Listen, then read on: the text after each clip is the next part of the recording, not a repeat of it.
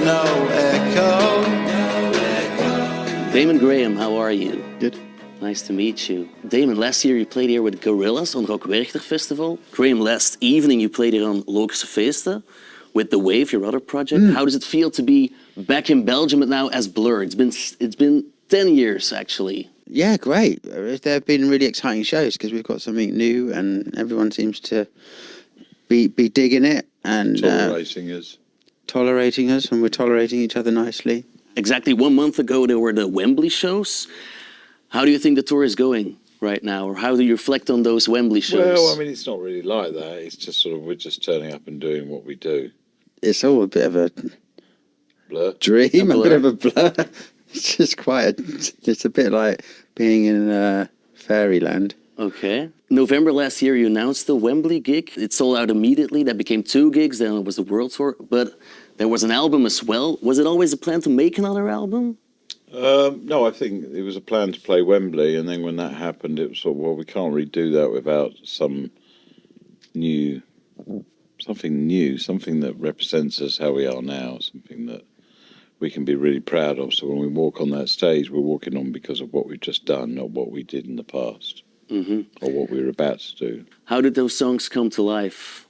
I mean, most of them came from being on tour with Gorillaz in America and having time to demo songs. We just in January started making this record, and we didn't think about anything until we finished it, so we didn't even start until April, May. Okay, that's a really short period of time. And how was it for you guys to be in a recording studio again after all those years, just the 4 of you? Good, really positive with James. Well, I was going to say James Last. James, well, that would have been good. James Last. It would have been a slightly different record. James Last had been producing it, but James Ford was amazing. You know, it's like having another band member. It's great, you know, how you have new, songs to really get yourself immersed in, and you have a great producer who's always is also a musician who is. That's the best fun.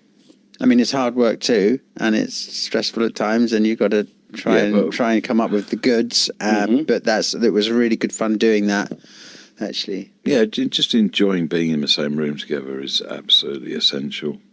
It's like we all don't change, but we all change. We're all more of ourselves. We all increase in flavour and sort of musk. Musk. I'd like to think I can give off a musk. We give off some strong musk, and it's whether we can live within that musk. The mixed musk. Yeah. The Ballad of Darren. I know Darren is a real person, but can you explain again who is Darren and why did the album get its title? Darren is someone we met on the stage at Dudley JB's back in 1990, and he's kind of sort of been with us ever since. So, and Darren, what was his reaction when you told him you were going to name the album after him? Because he's still with you guys. Yeah, I think he was delighted. He showed a little emotion as much as he can. And the album artwork, it's a swimmer, photographed of Martin Parr. Why did you decide on picking that photograph? You know, once things have been put together, they seem like they always should have been together. So it's one of those, it was something I think we all could read a lot into. And, the album has a singular name on it, so to have a singular sort of person in the centre of the frame, whatever the tableau is, made sense. And is there any meaning behind swimming? Because it's the 3rd album cover where there is a swimmer on it, Leisure, and I The Great think Escape. if you really choose to, you could see all kinds of symbolism on the album cover, even ones that weren't intended to symbolise anything particularly. Yeah. So I think it's really up to whoever's looking at it get that. It's nice to put a strong, provocative image in front. Especially like in the traditional context of the LP. So when someone's listening to the record for the first time, they can look at the picture. Somehow it complements it and makes it a richer experience. I've read a lot of descriptions about the album. People call it Britpop weathered by time. And I saw a quote of you, Graham, where you told about sounding like Blur, but more like Men. Is that true? Like Blur to Men. Yeah, Blur to Men. Like I love that. that old boy band, Blur to Men. Yeah. Well, really, that was to do with there's a sort of you can't really help but hearing a kind of a maturity. It's not really Yeah, I noisy mean, when it needn't we've be. all changed. So, I mean, There's my some- voice is completely His different to what it voice is used to be like. deeper and richer. Yeah, a lot has changed. You told it already. Blur exists more than 30 years by now. You know each other for like more than 40 years, Yeah. I guess. How would you describe the 4 Ps of you, the friendship between you two? Has anything changed personally, or?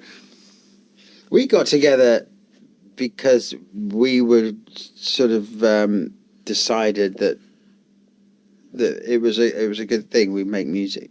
Yeah, we were You know, like, you know, He had a songs. big geeky at school. First of all, he wanted a sax player on a song that he'd written, and I was the only one really who played the sax in the school. So he approached me, and then that was it. And then we started to, every weekend, Friday night, I would go to Damon's, and we'd have food, and we would try and do get drunk. whatever, try and get tipsy, and mess around with music and things like Yeah. that. And We used to go to jazz gigs together in local town. Yeah, we were just very into our musical world and our little world, which is exactly the same as it is now, really. Because Alex said in an interview, Don't listen to anything he says in interviews. Alex said something like, you still surprise each other. Is that true? Yeah. Not so much, really. What would he mean with surprising I each don't other? know. I mean, we surprise each other because when you're writing something, you're creating something, and something new appears, and Yeah. it can be surprising. Yeah. I mean, it's kind of obvious. I mean, in a way, it's not a surprise because it's a consistent situation, so it's not really that surprising either. No. Okay. You play on Lokerse Feesten in like an hour or so. What can people expect from the Blur show? We don't think about it too much. I thought earlier on, I was like, crikey, it's a Blur show tonight.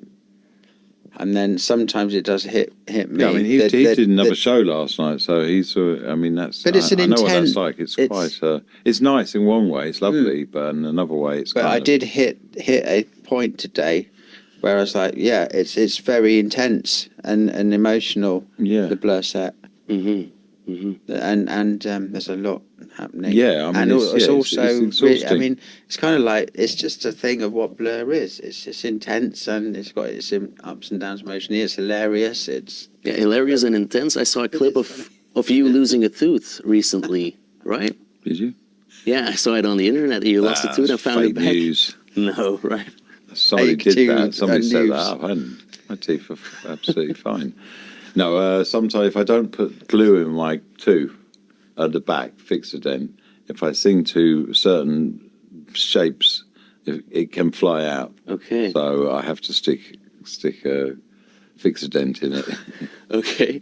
There are a lot of people who are coming to your show in about an hour, and there are some listeners who sent in some questions. And if it's okay, I'm going to show you their questions. First one up is oh wow. Floor. Hello, Damon and Graham. My name is Floor. I'm 22 years old, and I've recently become a fan of yours through my little sister, who is a massive fan. She introduced me to your music. I've been listening to it quite a lot, and it's safe to say I'm really looking forward to seeing you guys play at Lokerse Feesten. I hope you have an amazing show. My question for you guys is, do you have any pre-show rituals? See you later. Bye! Pre-show rituals. Not any we can talk about. Stick my tooth in, have a little drinky poo, and Drinky poo? yeah, a What little would be that drinky drink? poo. Just a little drinky poo, you know. Is that a beer or? It's a drinky poo. I don't know. I mean, where does drinky poo come from? A little drinky poo. Yeah, a little drinky poo. No, it's just a sort of a little bit of casual, sort of like an aperitif, you know, like Okay. just Yeah. something to sort of. Some bubbles? We call an aperitif A here. drinky It's poo like, could be bubbles, Okay. but it's not. I or don't. Aperol Spritz when it's sunny. No, I used to drink vodka and coke. Vodka and Coke. Oh. I don't drink it socially. I just drink it professionally. Okay, okay. This is Max. This is Max, Hey, Max. from Brussels. and I'm enjoying Belgian park life. He, at the he looks moment. like a Trappist monk. But I'm here to ask you a question, of course. And this might not relate as much to Graham as it does to Damon. Sorry for that, Graham. Yeah, you might have noticed Belgium has had a fair share of football talent in recent years. So I was curious, who do you think is the best Belgian football player ever? And why is it Eden Hazard? Well, I mean, the annoying thing for me is that we had De Bruyne as well at Chelsea, and we sold him. So I don't understand. Eden was amazing when he was good, but I would have liked us to have kept De Bruyne because he's probably one of the best. Not Eden Hazard. Eden Hazard's amazing. Yeah, I mean, he's a Chelsea legend. Mm-hmm. You know, I mean, he's one of the greats. But I'm sad that we sold De Bruyne, yeah. That just seems madness. I understand. Yeah. I have one more question. It's from Aldo. Hi there, welcome to Belgium. I'm Aldo, I'm from Oostkamp and I'm 50 years old. So we can say we are from the same generation. And I was just wondering, so what if you could relive one day or one experience in the band's history, what day or what experience would that be?